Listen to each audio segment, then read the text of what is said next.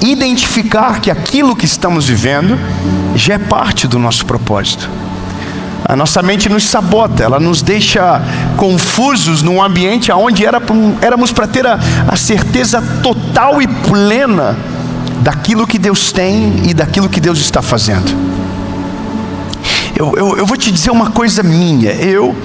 Durante um período da minha vida, não conseguia desfrutar de algumas coisas, justamente por causa da minha mente. Não conseguia aproveitar algumas coisas, porque não acreditava que poderia desfrutar daquilo, mesmo tendo acesso, mesmo estando disponível. Então o nosso maior limitador sempre é a nossa mente. Por isso que alinhar a mente com um propósito é um desafio. E o texto que eu vou ler para você, por mais que seja uma das parábolas de Jesus, ele demonstra exatamente alguém que não consegue ver o todo, alguém que não consegue entender as coisas. Então talvez eu vou fazer uma leitura um pouco mais longa, mas eu quero que você olhe dessa perspectiva. Alguém que consegue perder tudo sem motivos. Eu vou ler para você.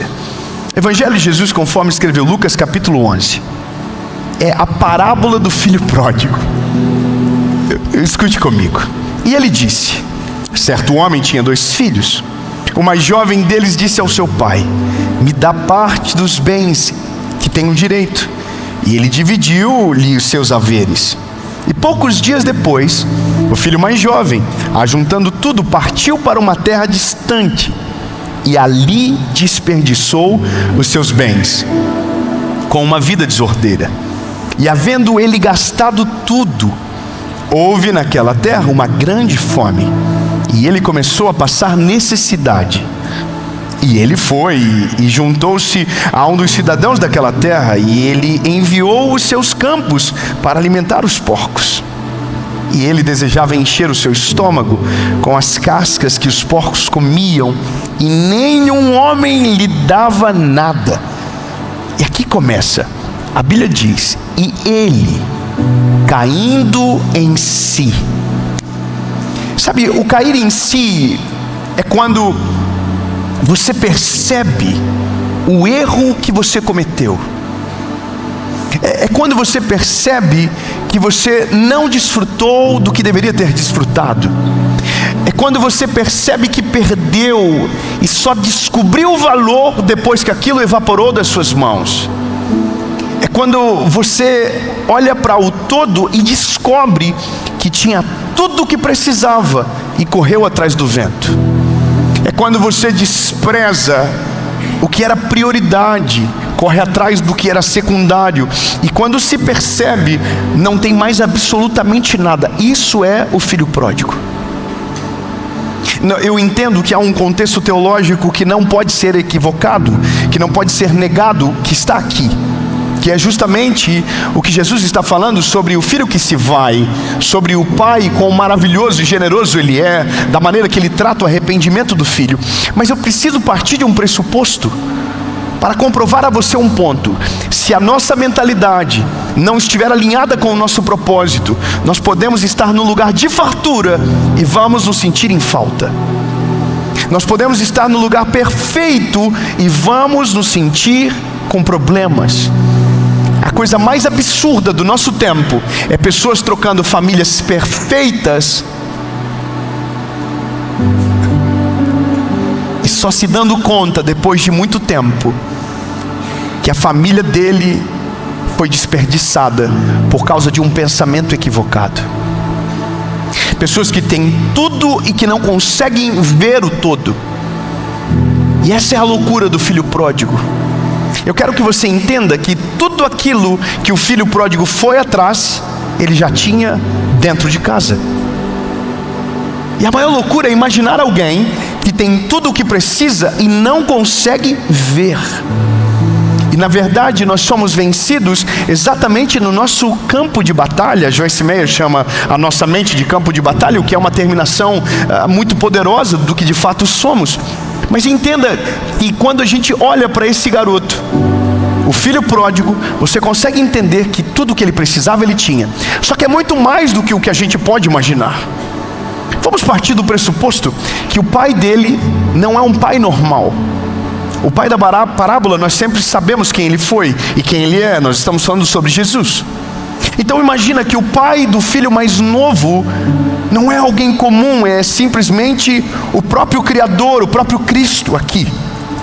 Lembrando que estamos falando de uma parábola. Só que veja, no ambiente da parábola, nós temos a liberdade interpretativa de saber que aquele lar era perfeito.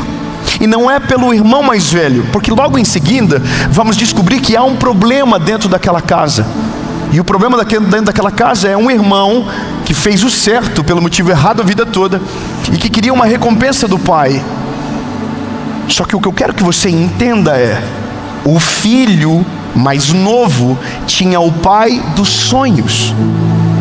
O pai dos sonhos, que é o pai da parábola, é Jesus. Você está conseguindo entender o que eu estou construindo? Há uma imagem de um lar perfeito. Há uma imagem onde não há escassez. Há uma imagem onde não falta absolutamente nada. Há um lugar onde o pai é perfeito, a casa é extraordinária. E nesse lugar, nessa geografia, alguém se sente incompleto. Alguém se sente em falta. Alguém deseja uma nova realidade. E aqui a palavra não vai dizer o porquê o filho fez, ou não destrincha o coração do filho, só mostra a decisão que ele toma. Ele vai até o pai e diz: olha, pai, eu quero tudo aquilo que é meu. E aí o filho sai daquela casa e vai viver de maneira desordeira, gasta tudo que tinha. Eu tenho alguns pastores aqui. A gente ouve a vida toda que os filhos são o reflexo dos pais. E deixa eu te perguntar, você consegue imaginar Jesus, o pai da parábola, um pai desordeiro? Você consegue imaginar que o pai dessa parábola deu em algum momento uma brecha para que esse filho escolhesse esse caminho? Sim ou não? Sim ou não? Então peraí, então se esse exemplo não veio do pai, se esse exemplo não foi gerado dentro daquela casa, se nessa casa não há crise, não há escassez, aonde mora o problema? Simples, aqui. O problema repousa somente na cabeça desse garoto. O problema não é real. O problema é uma criação da cabeça de alguém que não está alinhado com o seu propósito, que não consegue ver o todo, que não consegue desfrutar de nada, que não consegue mensurar o tamanho do privilégio que ele tem de morar dentro daquele lar. Agora eu começo a perceber que a maioria dos nossos problemas não são geográficos, não são conectados a realidades sólidas, mas problemas que nós criamos na nossa mente e que geram governo sobre as nossas decisões. E por causa disso, por causa desse desalinhamento de realidade e mentalidade, muitas pessoas poderiam ter uma outra vida, mas escolhem a pior, porque o problema delas não é o contexto, não é o ambiente geográfico, mas é na cabeça.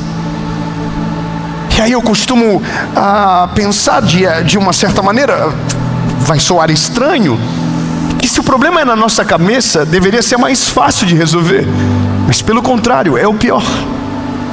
O pior lugar para resolver os problemas é aqui dentro. Por quê? Porque nós não conseguimos dar nome, nós não conseguimos encontrar o problema. Quantos de nós já nos encontramos numa situação de angústia, mas havia festa à nossa volta? Quantos de nós já nos encontramos em profunda tristeza e a gente tinha tudo aquilo que precisava na nossa frente? Eu recebo todos os dias mensagens de pessoas que querem, por exemplo, tirar a própria vida. E aí você olha a vida da pessoa, um breve resumo, você descobre às vezes que é uma dívida. E não é uma grande dívida, mas é uma dívida potencializada pela mente. Então a pessoa começa a criar discursos: não, eu não consigo, não tem como, eu vou morrer, eu vou perder tudo, meu marido vai fazer isso, minha mulher quando descobrir, e aí a dívida ela vai potencializando. E eu vou falar números: 10 mil vira 10 milhões na cabeça.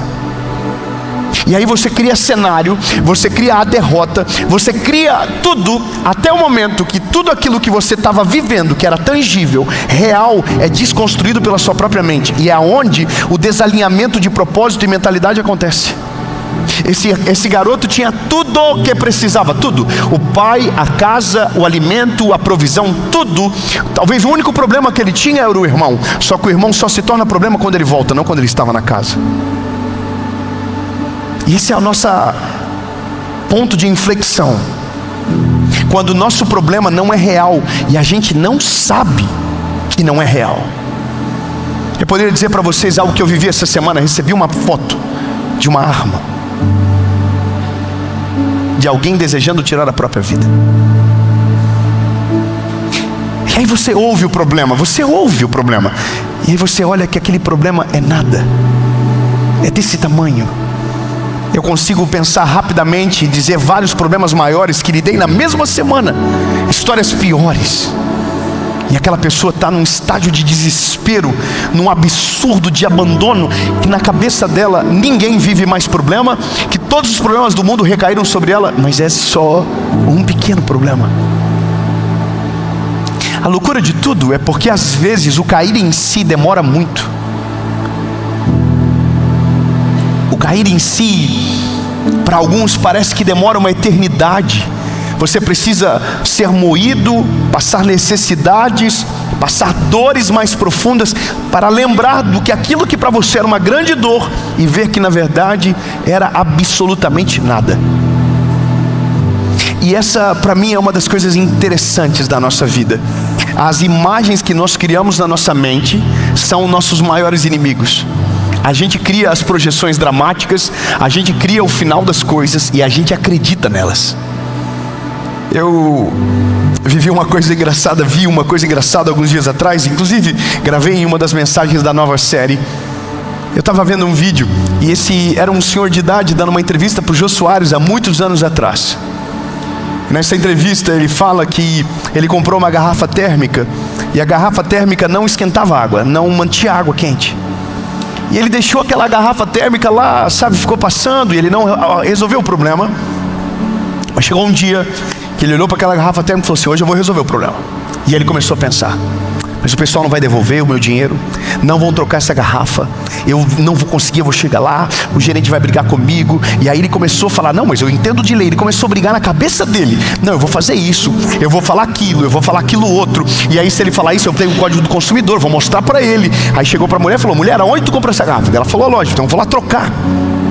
Irmão, ele falou que ele não dormiu a noite toda, ficou brigando na mente dele: não, vou chegar lá, isso vai acontecer, ele vai brigar comigo, vai falar isso e tal. Nós vamos criando imagens na nossa mente. E ele chegou na loja.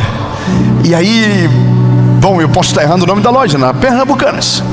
E ele chegou na loja e falou: gerente, olha, eu tive um problema com a minha garrafa, a garrafa não esquentava.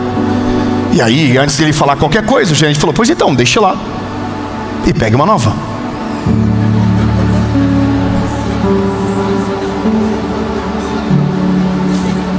Mas não vai nem brigar, não vai nem discutir comigo.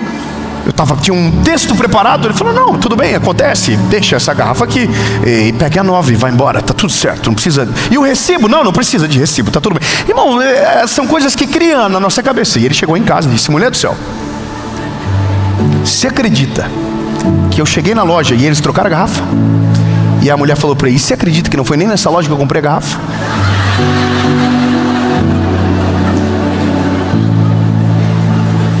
Eu quero dizer para você: a maioria dos nossos problemas nós mesmos criamos na nossa cabeça.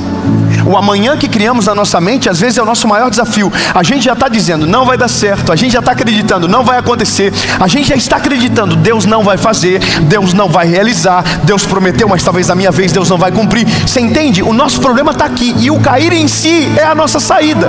Só que às vezes o cair em si é quando a comida acaba. O cair em si é quando a gente se depara com problemas reais de verdade. E aí a gente diz: puxa vida, meu Deus do céu, quantas pessoas depois que abandonam a família caem em si. Quantas pessoas que depois de abandonar um casamento de longos anos caem em si. Quantas pessoas que depois de abandonar um lugar que não deveria ter saído caem em si e quando viu, tarde demais. Todos os dias tem alguém caindo em si. Todos os dias tem alguém extremamente desalinhado com o propósito de Deus caindo em si. Todos os dias tem alguém acreditando na sua própria mente e sendo traído do seu propósito por causa das escolhas que está fazendo. O que eu acho extraordinário nessa parábola é porque Jesus dá o final mais improvável que poderia existir. A Bíblia diz que quando ele cai em si, eu vou ler para você. Isso aqui para mim é algo maravilhoso. Olha só. E ele caindo em si, disse: quantos servos do meu pai têm pão suficiente de sobra, e eu aqui pereço fome? Levantar-me-ei e irei para o meu pai e lhe direi: Pai, eu pequei contra o céu e perante ti. Lembra? Isso aqui está tudo na cabeça dele, não está acontecendo, você está entendendo? Ele está dizendo: olha, os servos do meu pai têm pão sobrando, então eu vou me levantar. Ele está criando o filme na cabeça dele, você está entendendo? Ele está projetando na mente dele como vai acontecer a volta dele. Aleluia. Eu vou continuar. Eu me levantar-me-ei e vou para o meu pai e direi: Pai, eu pequei contra o céu e perante ti, e não sou mais digno de ser chamado de teu filho. Faze-me como um dos teus servidores. Você entendeu? Isso aqui ele projetou na mente dele. Eu vou me levantar. Eu caí em si. Peraí, eu pensei que não tinha nada, mas os servos do meu pai vivem melhor do que eu vivo agora. Então eu vou me levantar, vou até ele, vou pedir perdão e vou fazer um pedido: Pai, me deixa ser o teu servo, me deixa ser um funcionário da tua casa. Só que isso aqui só está na mente dele. Isso aqui não é real. Isso aqui é o filme que ele projetou. Quantas vezes nós fazemos exatamente igual? Nós criamos o filme, e na nossa mente, nós no filme que criamos somos o pior personagem. Não tem esperança, não há nada que possa ser feito, e é esse o filme que a gente cria. Acabou, não tem mais o que fazer, eu vou me contentar com o que der, se cair da mesa eu pego. E a gente que criou o filme, mas o filme não é real. É a gente que desistiu, mas ninguém desistiu da gente ainda, mas a gente desistiu. Ou a gente acredita que todos desistiram, e isso só está aqui. Aí a Bíblia vai dizer: e o filho disse ao pai: não, eu vou voltar, e não sou mais digno, papapá. E ele levantando-se foi para seu pai. Mas ele, estando ainda longe do caminho, seu pai o viu e teve compaixão.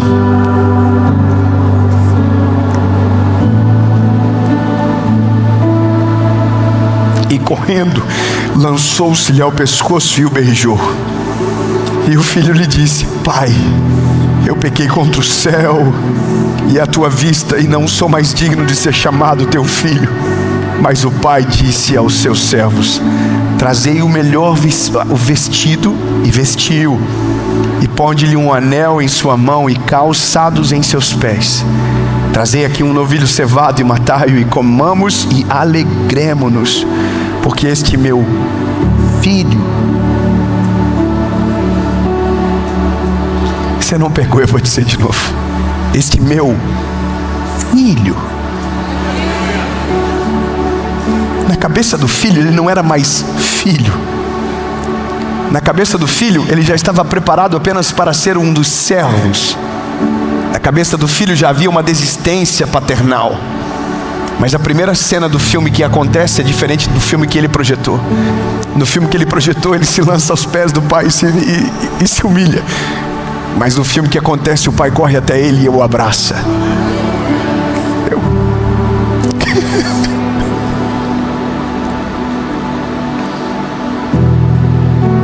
No dia que eu voltei para Jesus, eu só tinha uma coisa na minha cabeça.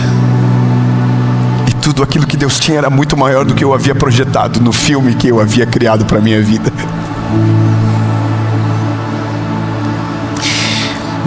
Eu preciso terminar.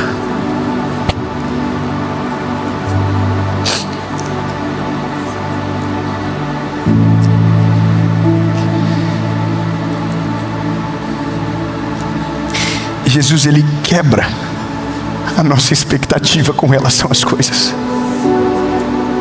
Ele destrói as nossas expectativas. Ele nos constrange com a sua graça de uma maneira absurda. Ele, de fato, é diferente de tudo. Então,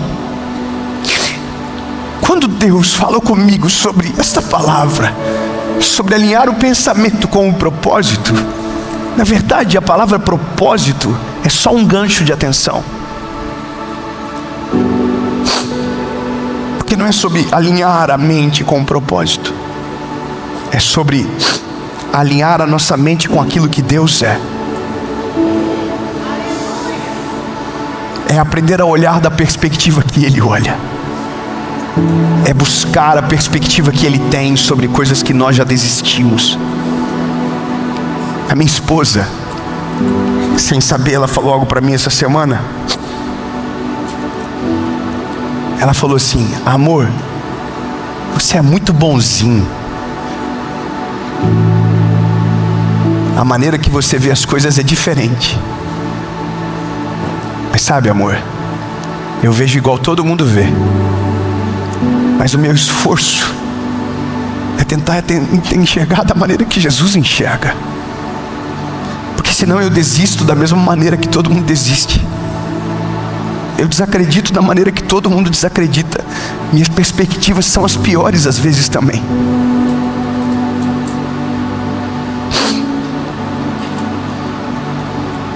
Enquanto eu estava preparando essa mensagem, enquanto eu estava vivendo essa realidade, sabe, essa semana, eu recebi aquela foto que eu falei para você.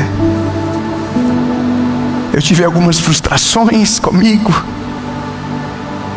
algumas preocupações nasceram. E aí hoje, enquanto eu preparava essa palavra, essa mensagem, ela bateu no meu coração.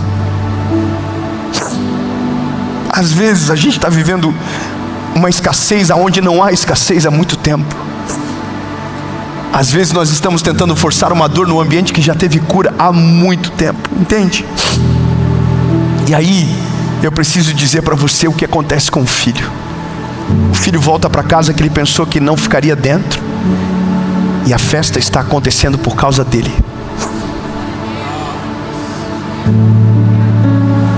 O filho volta para casa para ser humilhado e se humilhar, e quem se humilhou foi o pai dele. Quando o pai dele corre na direção dele, é o pai que está se humilhando, não é mais o filho. Sabe o que o pai estava fazendo? Chamando toda a atenção para ele. Não é mesmo?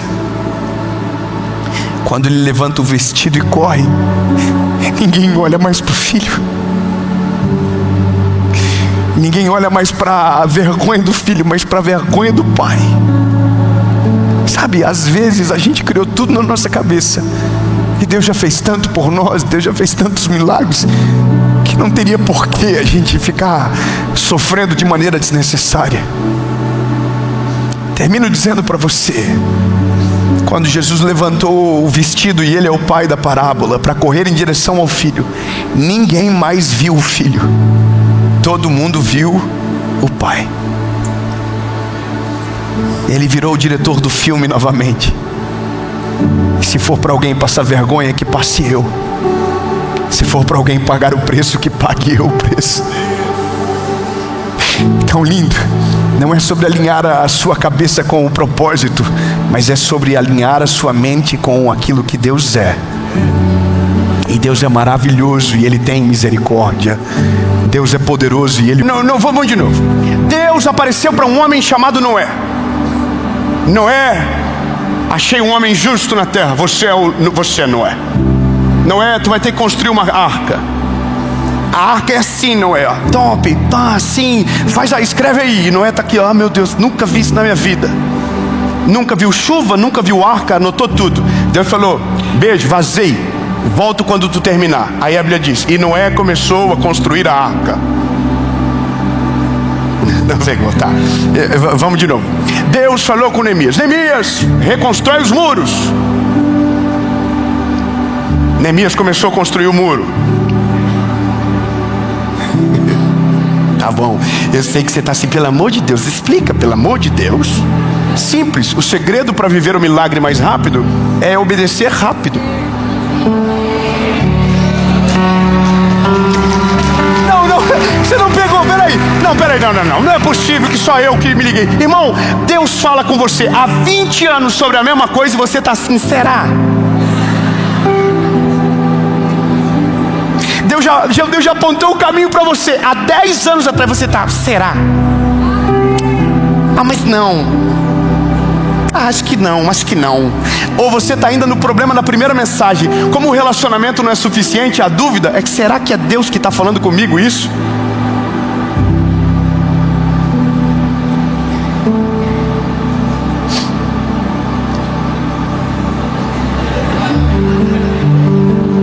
Sabe qual que é a parada? É que a gente quer que Deus faça, mas a gente não obedece nada que Deus manda a gente fazer. A gente quer viver um milagre. E Deus já falou: vaza desse lugar que você está. E você não. Também não vamos exagerar. Uma coisa de cada vez. Você entende? Algumas coisas da nossa vida, o desafio é porque a gente não entende a voz de Deus. Mas o outro desafio é, depois que a gente entende a voz de Deus, é obedecer o que Ele fala. Tem coisas que precisam de decisões radicais. Tem coisas que precisam de uma obediência radical. Tem coisas que nós precisaremos baixar a cabeça, e mesmo que não faça sentido nenhum, a gente vai ter que viver. Ou das duas uma. Ou a gente vai empatar tudo, vai colocar Deus na berlinda e vai dizer: o senhor tem que me provar. Irmão, tem coisas que são até lógicas. Até caiu aqui. Fiquei nervoso. Tem coisa que é lógica. Tem coisa que Deus não precisa mandar um raio do céu. Deus não precisa mandar um profeta te ligar. Deus não precisa de muita coisa. Tem coisa que é só lógica. Mas a gente tem dificuldade por uma coisa: nós achamos que sabemos o que é melhor para nós. Nós temos a certeza do que é melhor para a nossa família. Nós construímos uma vida na ausência da dependência de Deus. E obedecer é depender de Deus de fato. Deus nunca vai fazer você obedecer a algo que não gere dependência dEle. É fácil obedecer quando sobra recurso. É fácil obedecer quando o destino é incrível o que você queria. É fácil obedecer quando é aquilo que você sonhou. É fácil obedecer quando é aquilo que você planejou. É fácil obedecer quando você acredita estar no controle da mão. Agora, quando Deus fala com Abraão, Deus fala: sai e eu vou te mostrar. Ou seja, Deus está dizendo claramente: enquanto você estiver aqui, eu não vou te mostrar nada, mas a hora que você sair, eu vou te mostrar. Então nós estamos nesse limbo da vida com Deus. Deus já mandou nós nos posicionarmos. Deus já deu palavra sobre a nossa casa. Deus já deu palavra sobre a nossa vida. Mas a gente prefere o ônus da inércia do que o da ação. A gente não quer inimigos. A gente não quer conflitos. A gente não quer passar medo. A gente não quer ter dúvida. A gente quer o controle. E aí eu preciso te dizer uma coisa, meu lindo: quem domina a história na sua mão perderá algo extraordinário para contar para os seus filhos. E é a parada mais difícil da nossa vida. Viver algo extraordinário dependerá de obediência rápida. Quanto mais rápido você obedece, melhor. Deus falou, obedece. Deus mandou, vai. Deus falou, faz, faça. Tem gente que está até hoje esperando para queimar as carroças. Tem gente que está até hoje esperando para tomar uma decisão em relação àquilo que Deus falou há anos atrás, olhando para a vida passar, olhando todo mundo viver, e você ainda está no mesmo lugar com aquela palavra dizendo: um dia eu consigo, um dia eu vou fazer, um dia. Não, lindo, não é assim que acontece. O segredo do atalho, porque a palavra atalho é aquilo que chega mais rápido. Tem coisas que Deus vai fazer, mas vai demorar 20 anos na sua vida. Mas se você pegar o atalho da obediência, que é obedecer rápido, se posicionar rápido, fazer rápido, quando você menos perceber, aquilo que era distante está na tua frente. Aquilo que era longe, agora está na sua frente. E eu preciso que você entenda: não é fácil como a gente gostaria. Não é fácil. Porque Deus, Ele é tão brilhante na sua estratégia, de conduzir a nossa história. E antes de nos dar algo, Ele tira da gente o que para nós mais importa. Grava isso. Antes de Deus nos dar algo incrível, Ele vai tirar da nossa mão o que mais nos importa, o controle. Não adianta. Deus vai tirar o controle. Sempre é assim. Todas as pessoas que eu conheço que viveram algo extraordinário tiveram que soltar o controle e crer contra a esperança, perdão, contra o medo, crer contra o caos, crer contra tudo. Tiveram que fazer. Imagina a cabeça de Abraão. Abraão não é pobre, Abraão é rico. Abraão não é um homem, sabe, comum, não. Abraão é um homem riquíssimo. Mas a Bíblia diz que quando Deus manda, Ele vai. A parada para mim e para você é que na nossa cabeça aqui sempre, eu tenho certeza que agora, para você que ouve ou para você que está aqui, tem alguma coisa batendo lá. Deus já falou tanto tempo atrás a mesma coisa. Deus já usou tanta gente para falar a mesma realidade. Deus já falou várias vezes a mesma coisa. E você ainda está nos pontos zero. Você nem se moveu aí, até agora. Porque você está querendo o quê? Mais sinal. Fala para alguém que gosta de sinal perto de você, fala. Fala, ô lindo do pinheirinho de Natal, que fica esperando tudo piscar. Fala, lindo, não vai rolar. Tem coisas que Deus só vai te mostrar a hora que você sair da onde você está. Tem realidades que você vai viver só depois que se posicionar. Tem coisas que você só vai experimentar quando ter coragem para sair da zona da inércia, para viver de fato aquilo que Deus tem para a sua vida. Então não vai fazer. Eu conheço gente que está há 20 anos vivendo a mesma realidade. Tinha um caminho extraordinário para ele, mas ele preferiu ficar. Mas quando o tempo passa, a culpa é de todo mundo, menos de quem ficou parado. E essa é a parada. Daqui uns dias você vai estar culpando os outros, pode ter certeza. Daqui uns dias a culpa é por causa dos seus filhos que nasceram na hora errada. Daqui uns dias a culpa vai ser do teu casamento, que você não devia ter casado. Se estivesse solteiro seria mais fácil. Daqui a pouco a culpa vai ser de alguém, menos sua, que Deus falou e não obedeceu. Deus está falando. Eu poderia rasgar o verbo com você aqui, sabe? A parada da obediência, ela é assustadora. A parada da obediência, ela leva você para um lugar da vida que não dá para explicar. Eu vou ser bem franco com você aqui. Tem uma turma da nossa equipe aqui. A gente está vivendo um milagre extraordinário, não está? Irmão, a gente está vivendo um milagre absurdo na nossa cidade. A gente está construindo algo que não tinha um centavo para fazer há 6 meses atrás. Não, você não vai valorizar, mas eu vou falar mesmo assim. Porque não é você que está com esse BO na mão. Irmão, sendo bem franco para você, eu estou numa fase da vida que eu já entendi. Deus falou, se joga. Mas não tem chão, se joga, vai. Pula de cabeça, mas ninguém vai. Se Ele falou, está falado. E aí a gente vai ficando perigoso. Irmão, é perigoso. Porque você parece em algum momento irresponsável. Em algum momento você parece maluco. Parece que você não está olhando para a lógica. Irmão, é assustador. Quem está olhando de fora diz, pronto, vai dali. Olha lá, ó. E é doido, porque todo mundo começa a torcer contra. Chega uma hora que começa a irritar até quem está perto de você. Fala, ih, olha lá, exagerou. Aí de repente fala assim, eita, estava certo, ó. Não é que Deus fez mesmo? Olha o testemunho, se tornou verdade. O rapazinho é doido, mas Deus fez acontecer. Sabe, é maluco até alguém começar a viver um milagre. Irmão, a gente tem a nossa equipe. Quando eu não estou todo dia no escritório, quando eu apareço, é alguma coisa que Deus vai fazer, alguma confusão. Eu sou tipo um anjo do tanque de Betesda. Quando desce, alguma coisa acontece. Irmão, a última vez que eu apareci lá dentro, eu falei, nós vamos se mudar. Irmão, se mudar para onde? A inauguração é agora.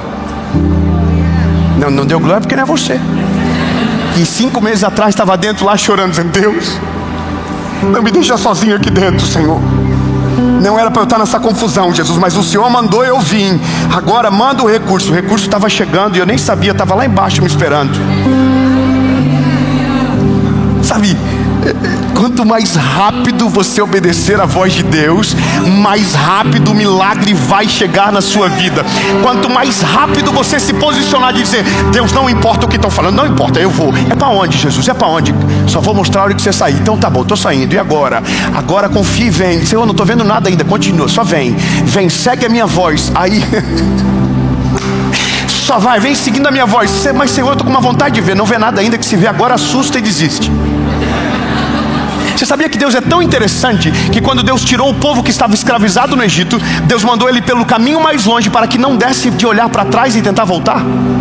Deus é tão interessante que Ele constrói histórias na nossa vida que não tem como tentar ser de novo o que éramos antes de Jesus chegar na história. Ele quebra o caminho que faz a gente voltar. Ele nos confunde para que a gente não tenha mais para onde voltar. É como, meu Deus, lembrei agora, Eliseu.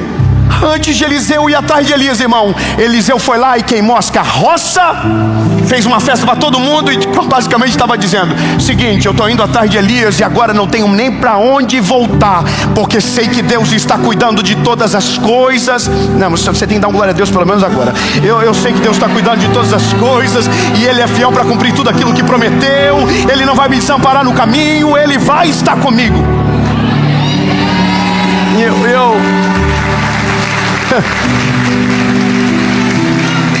Então eu vou ser bem sincero com você. Tem coisas que você nunca vai viver. Desculpa. É que eu tô provocando, tá, irmão? Só não fica ofendido, não. É que você é fraco.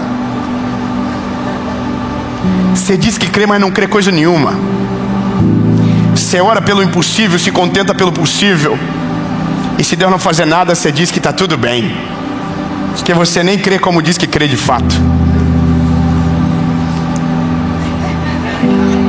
Fala para o irmão do lado: é para você essa aí, hein? Para mim não é, porque eu estou doidão, quero obedecer. Deus, para onde? Aonde? Quando? Como? Agora? Aí, irmão, eu vou falar uma coisa para você. Tem coisa que a gente tem que tomar cuidado em pedir.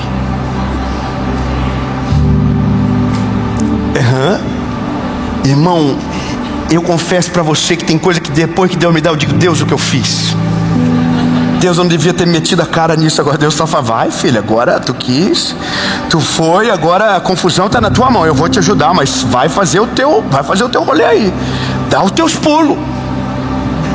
Mas eu vou falar uma parada para você e eu prometo que eu não vou me estender mais. Essa parada de obedecer a Deus chega uma hora que se torna inevitável. Porque quando você sai do lugar aonde você controlava e vai para o lugar aonde Deus controla, só te resta obedecer, mais nada. Você não tem para onde voltar, você não tem mais o que fazer.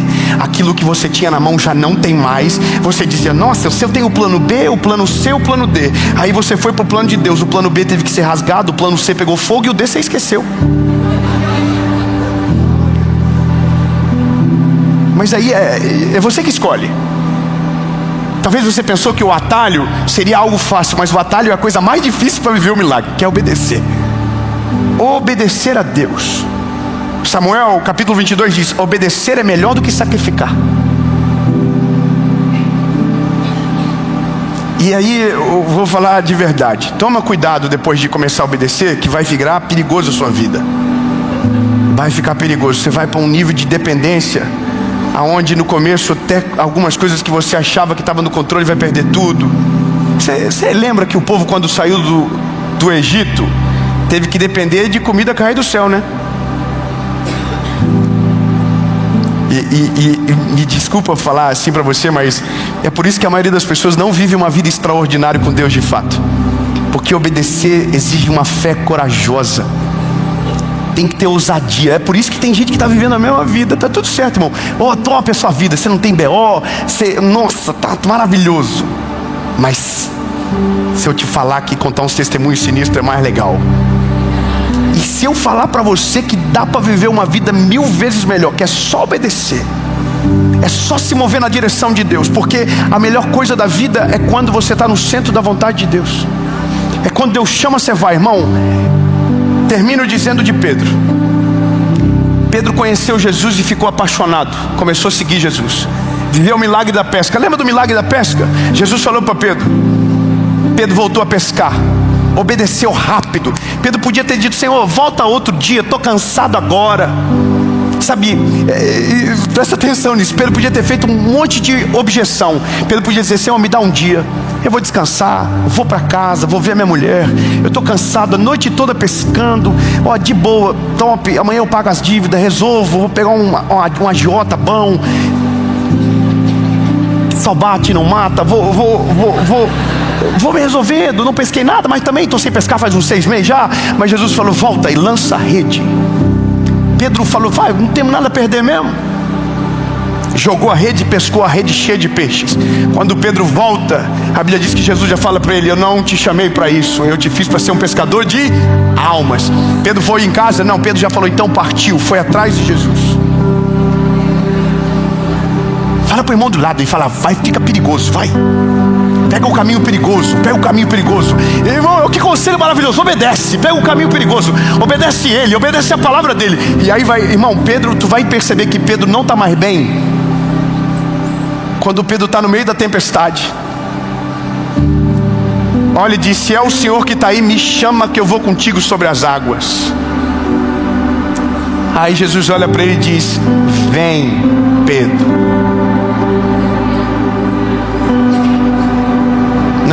Não foi o que Pedro pediu? Lembra que eu disse? Toma cuidado com o que você pede, que o nível do perigo vai ficando cada vez maior. Mais dependência, mais obediência, mais milagres para contar. Aleluia.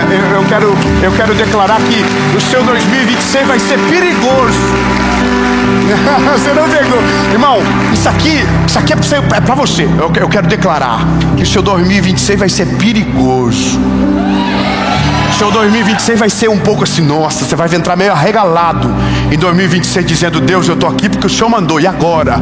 O Senhor, eu estou com medo. E o Senhor vai só dizer: continua andando, não precisa nem olhar para baixo, que o chão está sendo colocado a cada passo que você dá. Mas quando você abrir os olhos, você vai estar no centro da minha vontade. Não vai ter mais para onde voltar, mas o futuro estará garantido, porque eu não vou abandonar você em nenhum momento da sua trajetória. Eu vou estar com você em todos os momentos. E vou lembrar de uma palavra: se passares pelo fogo, você não vai se queimar. Se passares pela água, você não vai afundar. Eu estarei com você.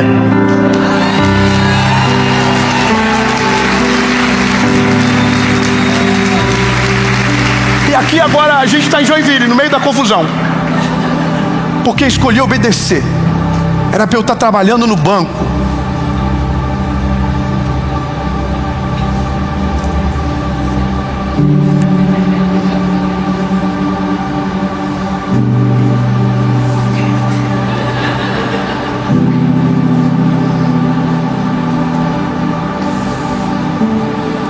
Era para eu estar em casa agora, mas eu escolhi obedecer.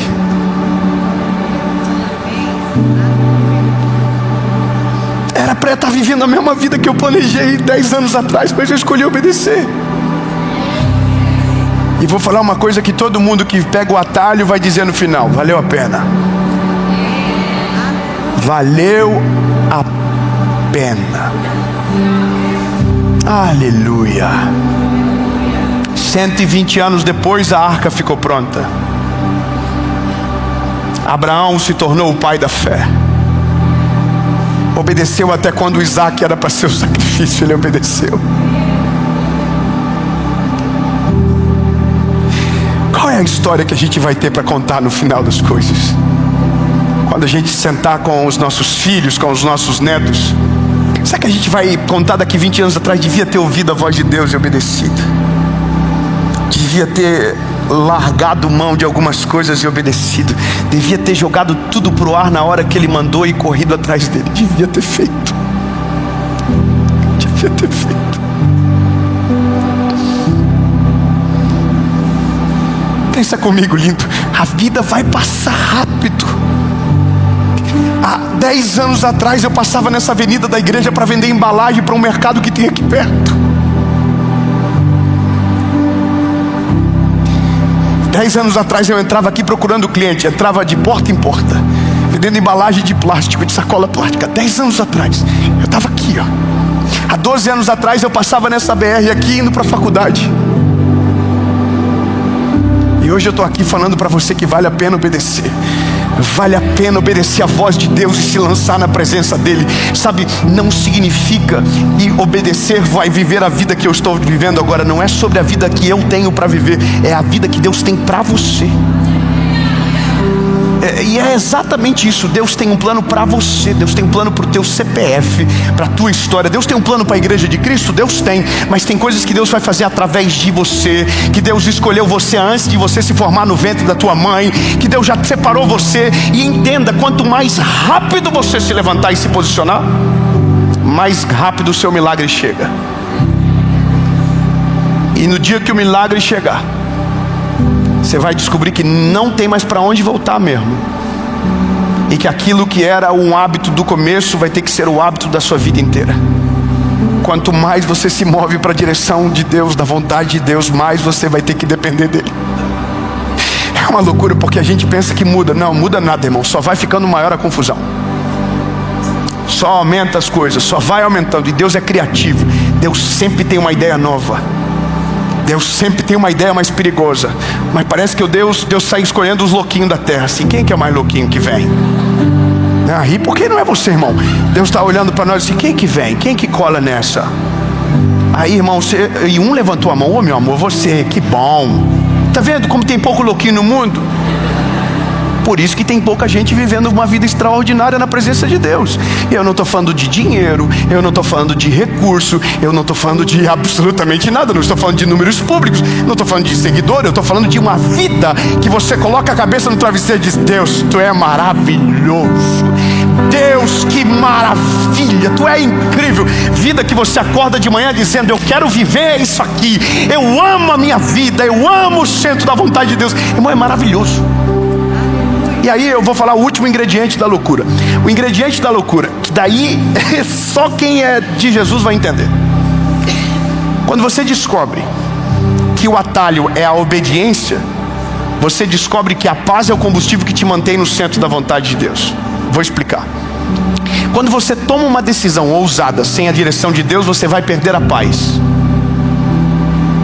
Só que, porém, todavia, quando você toma uma decisão ousada no centro da vontade de Deus, obedece aquilo que Ele está falando, você vai conseguir ter paz no meio do caos. 3 amém, eu vou falar de novo. Vai ter dia que você vai ficar desesperado, mas alguma coisa vai vir até você, vai dizer, calma bebê, estou aqui, nada mudou. Relaxa, o plano não mudou, eu estou aqui.